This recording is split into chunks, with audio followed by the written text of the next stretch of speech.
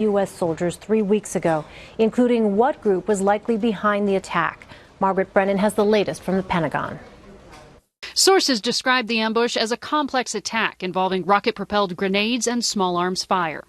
Investigators are still trying to determine how or when Sergeant LaDavid Johnson, an Army mechanic, got separated from the 11 other U.S. troops.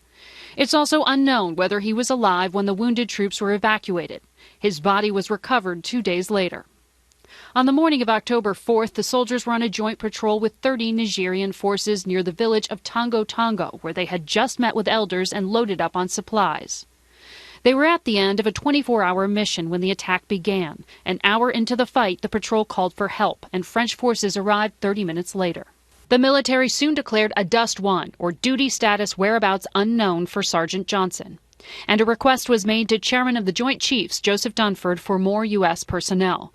U.S. commandos based in the region were launched. And at that point, knowing that we had a missing soldier, we made a decision to make sure that all of the resources, to include national assets, were available for the recovery of that operation. It is still unclear whether the attack was pre-planned, but investigators believe it was carried out by an ISIS offshoot operating in the area. According to military officials, the group is run by this man, Adnan Abu Walid al-Sahrawi. He commands just 40 to 60 fighters, but has allies throughout the region. Al-Sahrawi is wanted by U.S. and French authorities. So far, U.S. intelligence has not found a link between him and the ISIS militants that the U.S. is fighting on the battlegrounds in Iraq and Syria. Elaine? Margaret, a senior U.S. official told CBS News that the group of soldiers was somehow delayed in the village of Tongo Tongo and then diverted from their planned route upon leaving. Do we have any information about why they were diverted? No, we don't.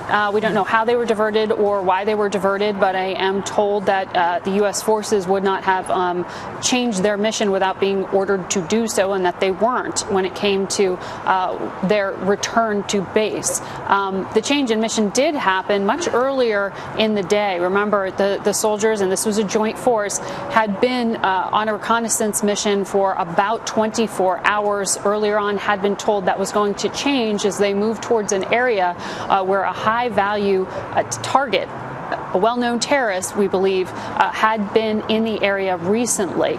They had been going there to speak with village elders in an area where ISIS had been trying to recruit, also loaded up on fuel, water, other supplies before heading out to return to base. And it is then, after they left that village of Tongo Tongo, where they were attacked.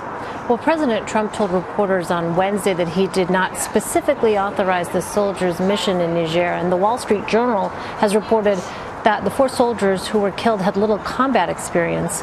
Why were these soldiers in this position at all?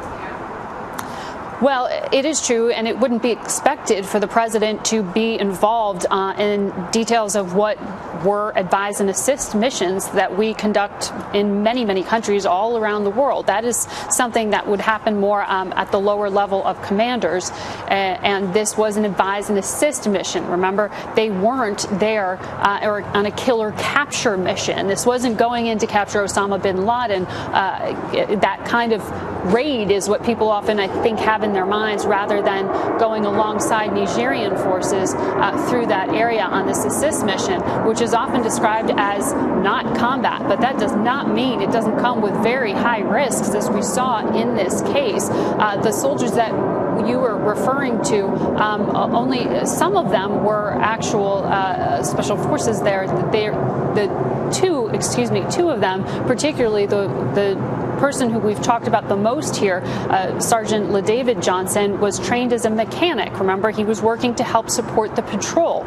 They went through basic training, but many of these individuals who ended up killed in action did not have a direct combat experience, little to no previous experience in deployments. So that is different, and that is not something that you would necessarily say about the other members of the team who have not been disclosed, and the Pentagon is protecting their identities at this point, of those who did survive the mission. Remember, it was 12 total.